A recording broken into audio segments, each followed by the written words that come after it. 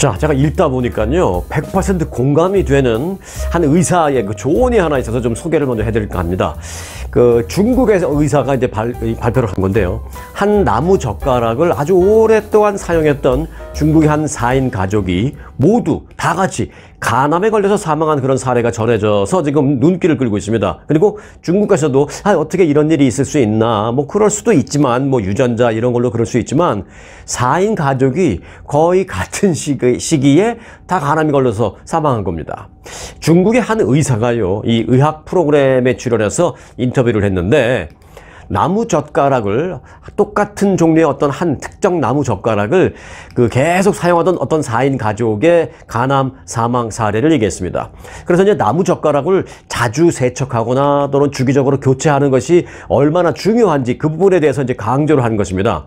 자, 2013년 중국에서는요, 4인 가족이 연쇄적으로 간암에 걸려서 다 사망한 그런 사례가 있었습니다. 그래서 이제 의사가 이 내용을 갖고 이제 소개를 했는데요. 당시 숨진 가족들의 그 거주지를 조사하고 또 그들의 생활 환경을 조사해 본 결과 주방에서 이 사용하던 나무 젓가락이 그 주요 원인이 된 것 같다라고 이 의사는 분석했습니다. 물론 다른 의사들도 똑같은 분석을 했습니다. 자, 이들은 나무 젓가락을, 똑같은 나무 젓가락 하나를, 한 종류를 너무 장기간 사용을 했는데, 그래서 그로 인해서 이제 나무 젓가락에 곰팡이까지 많이 쓴 그런 상태였다라고 합니다. 그래서 이때보다 1급 발암물질인 아플라톡신을 그 젓가락에서 계속 증식시킨 그런 상태에서 사용을 했다는 것입니다.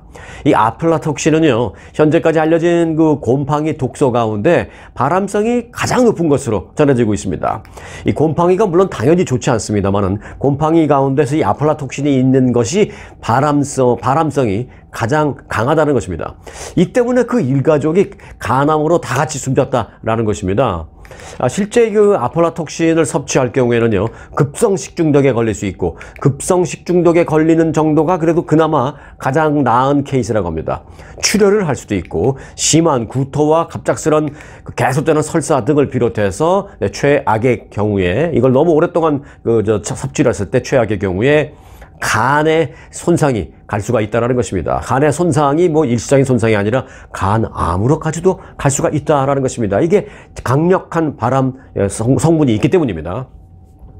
자, 그래서 이제 그 나무 젓가락이 사실 오늘의 포인트인데요.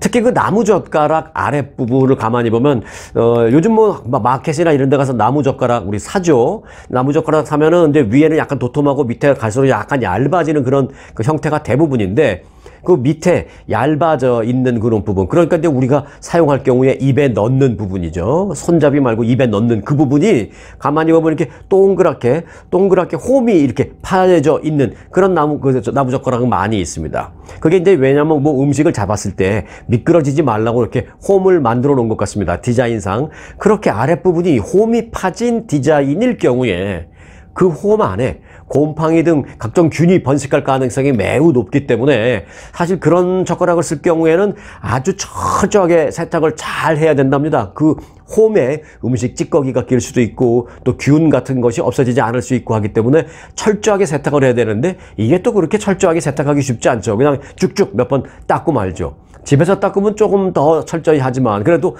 식당에서 닦는 경우에는 또 대충 닦는 경우도 많고, 그래서 식당에서 나오는 나무 젓가락이 그런 경우에는 절대 사용하지 말라는 것입니다. 오히려 일회용 젓가락을 그럴 때 사용하는 게 오히려 좀 더 낫다, 뭐 이런 얘기까지 있을 정도인데, 여하튼 그렇게 홈이 파여져 있는 디자인일 경우에 철저하게 세탁을 하거나 아예 홈이 없는 그런 디자인을 사용하라는 것입니다. 또는 때로는 나무가 아닌 그런 젓가락을 사용하는 게 궁극적으로 가장 좋은데, 그 경우에는 스테인리스 젓가락을 사용하는 것이 좋다라고 이 의사는 젓가락을 권고했습니다. 의사가 나와서 젓가락 얘기를 한 거예요. 또 이 올바른 그 나무 젓가락 세척법과 관리법에 대해서는 이 대나무 젓가락의 경우에 윗면에 무늬가 있기 때문에 통째로 그냥 대충 막 문지르지 말고 반드시 그 무늬를 따라서, 무늬가 뭐 동그랗게 이렇게 됐으면 그 동그란 부분도 닦고, 무늬가 길쭉하게 되어 있으면 그 길쭉한 부분 닦고, 그래서 어떤 무늬 틈새 이런 것에 균이나 음식 찌꺼기가 그 남아있지 않도록 그 문이나 결을 따라서 철저하게 설거지를, 세척을 그렇게 하는 것이 중요하다라고 이제 그 의사가 나와서 나무젓가락 얘기, 나무젓가락 설거지하는 얘기, 그런 거를 설명한 겁니다. 자기도 그 상황을 보고 깜짝 놀란 거예요. 충격받은 거죠. 그렇지 않고 이제 그런 그 디자인이나 무늬 또는 그렇게 홈이 좀 파여져 있는 그런 나무 젓가락 같은 경우에 대충 문지르면 사실상 깨끗하게 씻기지 않는다라는 것입니다. 그러면서 이제 젓가락 재질에 대해서도 이제 뭐 멜라민과 플라스틱 등의 소재로 만든 젓가락은 또 일반적으로 균에는 괜찮지만 열에 약해서 이제 그 혹시 더 열이 가해질 경우에 또는 뜨거운 찌개 같은 것에 이렇게 담갔을 경우에는 또 거기서 플라스틱이 녹으면서 발생할 수 있는 유해 물질, 이런 것도 걱정이 되기 때문에 이제 나무젓가락 같은 경우에는 굳이 쓰려면 홈이 파여져 있거나 무늬가 없는 것을 써라. 아니면은 플라스틱 같은 것은, 뜨거운 것은 절대로 사용하지 말라. 이런 얘기를 하고 있고요. 그래서 이제 가능하면 열에 강해서 쉽게 변형되지 않는 무늬 없는 스테인리스 젓가락을 사용하는 것이 그나마 가장 좋다라고 이 의사가 그렇게 얘기했습니다. 중국의 그 내과 의사가 깜짝 놀래서 이 나무젓가락 관련된 얘기, 또 나무젓가락을 씻는, 설거지하는 얘기, 이 얘기를 한 것이 저도 보면서 상당히 공감이 된다라는 생각 때문에 오늘 이 말씀을 여러분들에게 먼저 전해드렸습니다. 바쁘신 분들, 중간에 나가시는 분들 혹시 이 얘기 못 들으실까봐 제가 이거부터 전달을 해드리고 시작을 하도록 하겠습니다. 자, 여럿이서 음식을 막 시켜 먹고 갑자기 그대로 팍 튀어버리는, 이게 이제 한국에 많이 있어요. 한국에도. 그리고 사실 이곳 미국에도, 특히 이제 한인타운에, 한인식당 이런 데 많습니다. 요즘 이게 경제가 어려워질수록 또 그런 사람이 더 많죠. 그래서 소위 그런 사람들을 먹튀범이라고 하는데요. 동부 이 버지니아주의 한인 밀집 지역인 페어팩스에서 식당을 운영하는 한인이 이 상습적인 먹튀범 때문에 가뜩이나 장사도 안 되는데 계속 손해가 심해서 식당 문을 이제 닫아야 되나 라는 고민을 계속 하다가 수백만 명의 팔로워를 거느린 유명 틱토커, 유명 인플루언서라고 하죠. 요즘은 뭐 유튜브 하는 저 같은 유튜버나 또는 틱톡에 동영상 올리고 하는 사람, 그런 사람은 틱토커, 이제 다 같이 통칭으로 뭐 인플루언서 뭐 이렇게 얘기를 하는데, 수백만 명의 팔로워를 갖고 있는 유명 틱톡 스타가 그 식당에 방문해서 응원을 해주면서 고객이 갑자기 급증하면서 소위 대박 반전을 치는 행운을 드렸다라는 스토리도 있습니다. 미국의 유명 음식 비평가로 활동 중인 틱톡 스타 키스 리라는 그 인플루언서가요, 한인 알렉스 강 씨가 운영하는 이 버지니아주 페어팩스 지역에 있는 아시안 음식점 식당 이름은 오코노미 그릴이라고 합니다. 그 식당을 찾아와서 음식을 직접 그 틱톡커가 주문하면서, 주문하는 영상도 올리고 주문하면서 이제 먹는 그런 동영상을 올렸습니다. 자, 키스 리라는 그 이제 인플루언서는요, 자기의 차로 음식을 가져가서 차 안에서 음식을 먹으면서 그 자기가 막 여러 가지 얘기를 하면서 이제 영상을 찍어서 올렸는데, 와, 이 음식이 너무 맛있습니다. 아시안 그릴인데, 오코노미 그릴이라는 아시안 그릴 식당인데 내가 여기서 시켜 먹어봤는데, 야, 이게 너무 맛있는데요. 그러니까 투고 위주로 많이 할 수 있는 그런 겁니다. 일회용 이 동그란 볼에 음식이 담겨 나오는데, 이건 뭐 아시안 치폴레라고 불러도 되겠는데요. 뭐 이런 식으로 하면서 막 칭찬을 합니다. 그러면서, 그런데 너무 알려지지 않아서 그렇지 상당히 맛있습니다. 그리고 업주가 너무 알려지지 않아서 손님이 많이 없어서 요즘 고생하고 있다고 내가 얘기 들었는데, 음식 맛은 최고입니다. 게다가 이 업소가 최근에는요, 상습 먹튀범들 때문에 더 큰 어려움을 겪고 있다라는 말을 들어서 제가 한번 와봤는데 정말 어려움을 겪기에는 너무 아깝습니다. 너무 맛있습니다. 이런 곳이야말로 문 닫으면 안 되는데 말입니다. 더 잘 돼야 되는데 말입니다. 라면서 이 틱톡커가 극찬을 해주는 그런 영상을 올렸습니다. 그런데요, 올리자마자 그날부터 갑자기 이 식당에 사람들이 몰려들기 시작하면서 매상이 급증한 것입니다. 그래서 아시안 치폴레라고 이제 칭찬을 했다라고 말씀드렸잖아요. 그 아시안 치폴레라는 칭찬이 얼마나 정말 극찬인지 조금 이제 실감나게 이제 예를 들어드린다면, 그 멕시칸 그릴 체인점 치폴레는 뭐 이미 잘 아시죠? 그 치폴레는요, 이 나스닥에 상장되어 있는 대기업입니다. 얼마 전에 주식 분할을 했죠. 한 주를 60개로 주식 분할을 했어요. 그야말로 나스닥에 상장되어 있는 대기업이 치폴레인데 그 치폴레과 비교를 해준 것입니다. 그러니까 이제 개인 식당 업주의 입장에서 본다면 뭐 이보다 더 이상의 어떤 칭찬은 없다. 뭐 이렇게 생각할 수 있는 거죠. 자, 그런데 그 후에 이 동영상을 본 사람들이 대거 이 오코노미 그릴로 몰려들기 시작하는 것입니다. 그러자 업소 측은 급기야 앞에다가 뭘 써붙였어요. 뭐라고 써붙였냐면, 죄송합니다. 지금 손님이 너무 많아서 매장에 들어와서 하는 주문은 저희가 도저히 감당이 안 돼서 못 받으니까 죄송하지만 온라인 주문으로만 해주시기 바랍니다라고 그걸 그 메모를 붙일 정도로, 그 정도로 대상황을 지금 이루고 있다는 것입니다. 완전히 대반전을 이룬 것이죠. 문 닫을 뻔했다가. 알렉스 강 대표는 하루에 단 6개의 주문만 받은 적도 있었습니다 라면서, 더구나 상습적인 먹튀범들 때문에 너무 힘들었는데 유명 인플루언서가 다녀간 뒤에 또 극찬을 해준 뒤에 지금은 너무 바쁠 정도로 대박이 났다라고 말했습니다.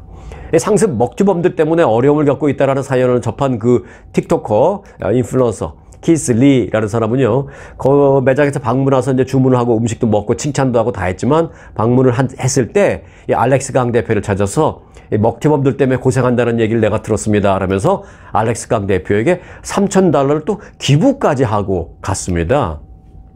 그런데 이제 하루 만에 완전히 반전 드라마가 써지기 시작하자 이 알렉스 강 대표는 또 이렇게 말했습니다. 이제 그분이 저에게 기부해 주는 이 $3,000, 이 기부받은 돈은 내가 더 이상 필요 없습니다. 이 지역 교사들을 위해서 나는 사용하겠습니다 라고 밝혔습니다. 사실은 그 틱토커의 응원으로 장사가 하루 만에 완전 대박이 났으니까 더 이상 그 $3,000의 기부금은 안 받아도 된다라면서 자신도 이제 그 돈을 기부할 수 있는 입장이 됐다 라고 말했습니다. 멋지죠? 정말 이런 케이스야말로 선한 영향력이고 선이 선을 낳는 이 선순환이라고 생각이 됩니다. 악순환보다는 선순환이 당연히 낫겠죠. 네, 멋진 스토리를 전해드렸습니다.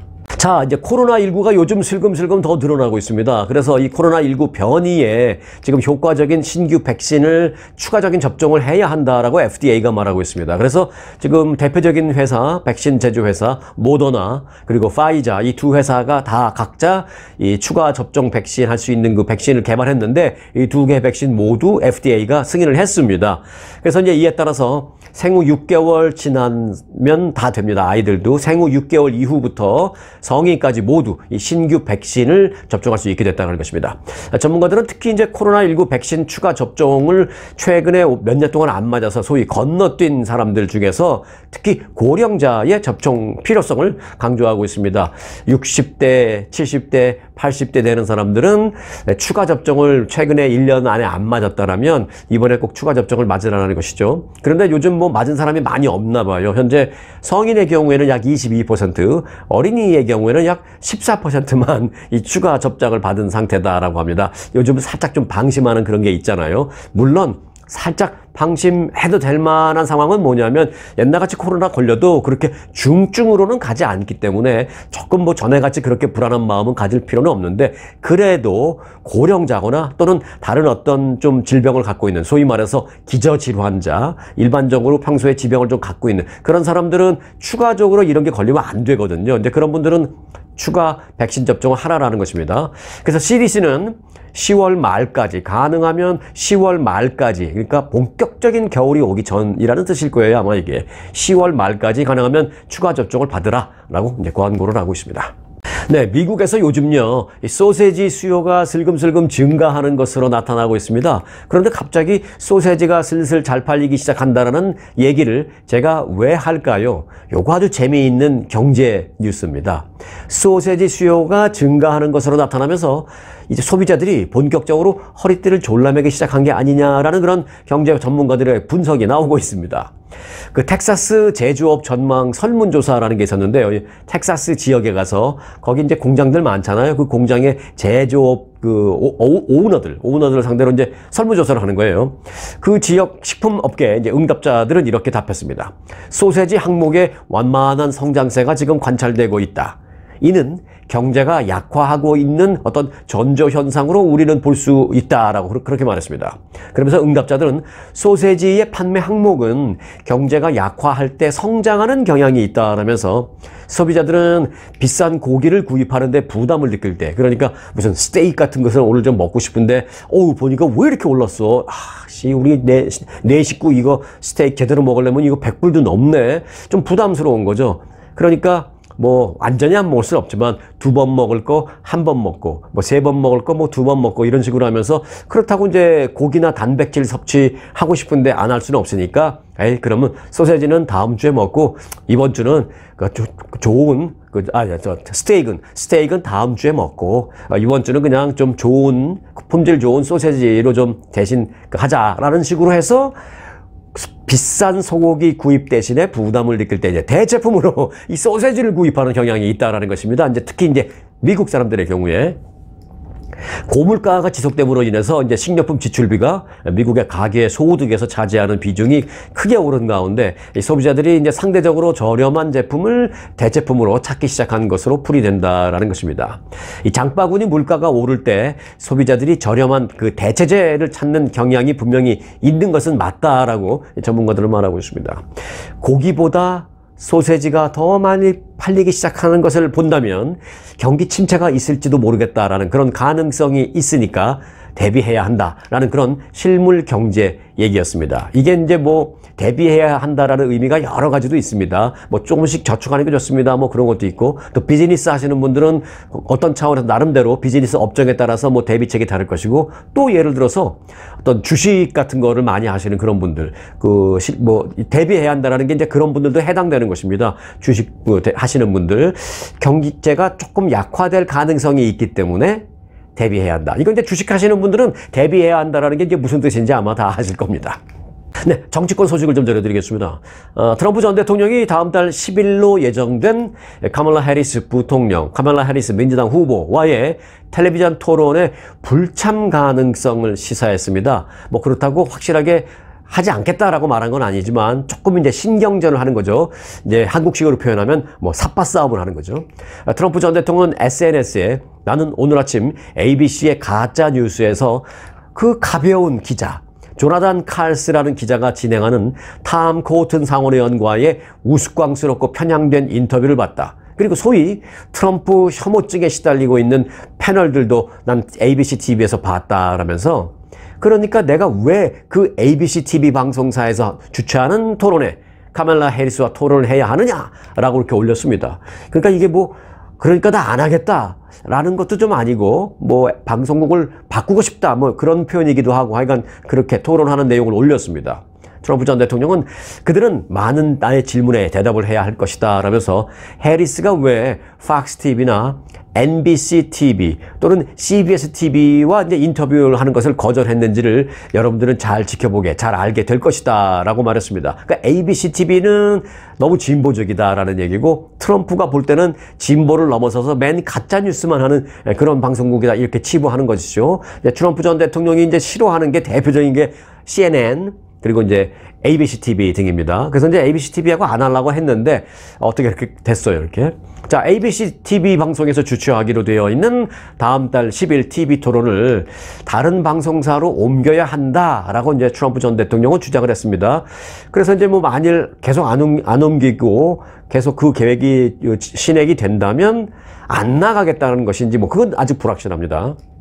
자, 한편 해리스 부통령과 트럼프 전 대통령 양측 선거 캠프는 다음 달에 열릴 첫 TV 토론을 앞두고 또 이 마이크 소고 기능과 같은 어떤 세부적인 규칙을 놓고 치열한 신경전을 지금 펼치고 있습니다.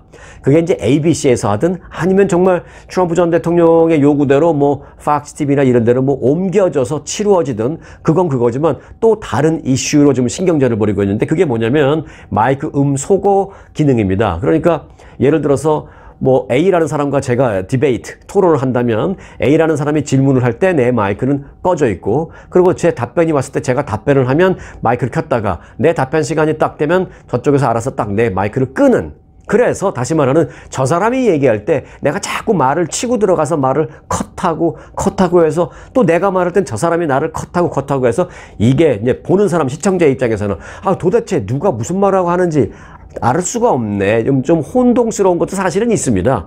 그래서 이제 마이크를 그냥 처음부터 끝까지 다 틀어놓는 그런 방식이 있고요. 내 발언 시간이 끝났을 때는 내 마이크는 꺼주는 그런 방식이 있고 있는데 트럼프 전 대통령과 카멀라 해리스가 지금 이것 때문에 신경전을 벌이고 있습니다. 해리스 부통령 측은 토론 내내 마이크가 그냥 켜져 있어야 한다라는 그런 입장입니다. 반면에 트럼프 전 대통령 측은 발언 종료 후에는 마이크를 꺼놔야 한다라는 그런 입장입니다. 이게 뭐 다 유불리가 있지만 뭐 계산을 나름대로 한 거죠, 양측이. 트럼프 전 대통령이 ABC 방송에 대해서 앞서 말씀드렸다시피 편향된 방송이다라고 이제 불만을 토로하고 있는 그런 상황이 과연 ABC 방송이 하는 그런 토론에 가지 않겠다라는 어떤 불참을 하기 위한 어떤 명분 쌓기 용인지 아니면 그럼에도 불구하고 결국은 이제 오케이 알았어 하고 나오실지 요거는 아직은 잘 모르겠습니다. 엊그저께 이제 어제 SNS에 올린 내용만 본다면 잘하면 안 나올지도 모르겠는데라는 생각이 들 수 있는데 또 그렇게 마구잡이로 안 나갈 수는 없기 때문에 어떤 모종의 좀 조정이 있을지 최소한 뭐 사회자를 바꿔달라든지 뭐 그런 정도에서 타협이 돼서 이루어질지 자 다음 달 10일 있을 ABC TV에 카멀라 해리스 대 도널드 트럼프의 첫 번째 TV 토론 그 방식과 관련해서도 또 하나 주목되는 관전 포인트가 있습니다. 마른 하늘에 날벼락 이라는 우리 옛말 기억나시죠? 그런데요, 이거는 캘리포니아에서 뭐 마른 하늘에 날벼락이 아니라 캘리포니아의 이 더운 하늘에 눈벼락이 내렸습니다. 상상이 가십니까? 지난 주말에 있었던 일입니다. 지난 토요일 오후부터 일요일이었던 어제 오전까지 캘리포니아주 그 요세미티 국립공원의 고지대와 그 레슨 화산 국립공원 일대에는요, 약 8cm의 때 아닌 여름 폭설이 내렸습니다. 기상이변을 여실히 보여준 셈이죠. 자, 알래스카만으로부터 때 아닌 한파가 밀려들면서 일반적인 뭐 우린 주택가는 아니고 아주 고지대이긴 합니다만은 아직 그 한여름 폭염이 계속 중인 워싱턴주 레이니어 산, 시애틀에 계신 구독자분들 많이 계시죠? 제가 이제 비행기, LA에서 이제 비행기 타고 시애틀 가다 보면 시애틀 그 시택 공항에 내리기 직전에 탁 비행기 밖을 내려다보면 멋진 산이 보이는데 그게 레이니어 산으로 제가 알고 있습니다. 맞겠죠? 네. 워싱턴주 그 레이니어 산과 캘리포니아 북부 국립공원 일대에 이 폭설이 내려서 일부 프리웨이까지 일시적으로 폐쇄되는 최악의 기후 이변을 지난 주말에 겪었습니다. 캘리포니아주 레슨 화산 국립공원을 관통하는 89번 프리웨이가 있는데요. 이 하이웨이는 지난 토요일 밤 약 한 3인치의 눈이 내려서 일정 시간 동안 폐쇄됐습니다. 국립기상청이 게시한 그 사진을 보니까요, 레이니어 산 정상이 하얀 눈으로 뒤덮였고, 또 캘리포니아주의 그 시에라 네바다 산맥에 있는 요세미티 국립공원 남동부 이 산정의 그 경치를 보는 뷰 포인트가 있습니다. 미나렛 비스타라는 곳입니다. 이 비스타라는 것이 스페니시죠? 그 이제 영어로 본다면 뷰인데 뷰. 그러니까 비스타가 이제 뷰라는 뜻이죠. 미나렛 비스타라는 건 대부분 이제 미국의 경우에는 무슨 비스타라고 되어 있으면 이 전경을 감상할 수 있는 뷰 포인트를 말하는 것이죠. 전망대? 뭐 그렇게 할 수 있죠. 자, 미나렛 비스타라는 그 뷰 포인트, 그 전망대도 눈이 쌓인 그런 모습을 볼 수가 있었습니다. 이 지역의 공원 관리국 요원의 얘기를 들어보면 이 미나렛 비스타에서 본인이 오래 근무했는데 8월에 눈을 보게 된다는 것은 정말 상상도 못했던 일이다 라고 그렇게 말했습니다. 캘리포니아주는 최근 몇 년 사이에 극심한 산불 피해를 오랫동안 입었었죠. 그리고 올해도요, 지난 7월 달부터 이제 바짝 마른 그 초목과 폭염으로 인해서 북가주 지역에는 파크 산불이라는 이름이 붙은 그 산불, 대형 산불에 그 피해를 많이 입었습니다. 그 기세가 지금 완전히 꺾인 건 아니에요. 완전 진화된 건 아닙니다만은 아랫동네는 산불로 지금 폭염 피해를 계속 입고 있는데 저 꼭대기 시에라 네바다 산 꼭대기에는 이렇게 눈이 내렸다라는 그런 어찌 보면 기상이변 같은 그런 상황을 겪은 것입니다. 이 폭염 중간에 갑자기 눈이 내리는 등의 급격한 기상이변을 여실히 보여준 거죠. 그리고 이제 그 기상청이 말하기는 이번에 일시적인 한랭 전선이 물러가면 또 이 지역은 또 고지역이라 하더라도 곧 폭염이 빠르게 되돌아올 것이다 라고 기상청은 주의를 요구했습니다. 그러니까 지난 주말엔 눈이 왔다고 해서 그 고지대가 계속 시원할 것이냐? 아니다라는 것이죠. 며칠 지나면 그 고지대도 다시 뜨거워질 것이다 라는 것입니다. 오래전에 영화배우 한석규 그리고 심은하 씨 주연의 그 8월의 크리스마스라는 게 있었는데 이건 뭐 진짜 8월의 크리스마스가 아니었나? 그렇게 생각이 됩니다. 자, 오는 11월 미국의 대통령 선거가 있죠. 그 선거를 앞두고 다음 달 기준금리 인하가 현실화될 전망이다라는 얘기가 계속 나오고 있습니다. 그런데 이제 이런 금리 인하가 미국 대선에 미칠 영향 등 정치적인 그 계산과 논란이 지금 퍼지고 있습니다. 파월 연준 의장을 비롯한 연준의 인사들이 그 통화 정책은 정치와 독립적이다라면서 선을 긋고 있습니다만은 11월 5일 치러질 그 대선을 약 한 7주 정도 앞두고 다음 달 18일, 그러니까 다음 달 17일과 18일 이틀 동안 FOMC 회의가 있는데 그 회의가 이제 이틀 중에서 이제 18일 날 회의가 끝나면 회의 끝나는 직후에 바로 금리 인하 여부를 발표합니다. 인하면 인하, 동결이면 동결, 여하튼 간에 발표를 합니다. 그러니까 9월 18일 기준으로 본다면 선거 약 7주 남은 겁니다. 그래서 선거를 7주 앞두고 다음 달 18일 금리를 만일 내릴 경우에 경기 부양 효과가 생기겠죠, 당연히. 그래서 이제 그로 인해서 집권 여당인 민주당에게 선거의 호재가 될 수 있다라는 그런 계산법이 나오고 있는 것입니다. 그래서 이제 공화당에서 이제 반박하고 있는 거죠. 하지 말라고. 파월 의장은 지난 23일 잭슨홀 심포지엄 기조연설에서 이렇게 말했습니다. 통화 정책을 조정할 시기가 도래했다. 라면서 인플레이션 위험은 좀 감소했다. 반면에 고용이 하강할 위험이 증가한 만큼 금리 인하가 필요한 상황이다라는 그런 언지를 했습니다.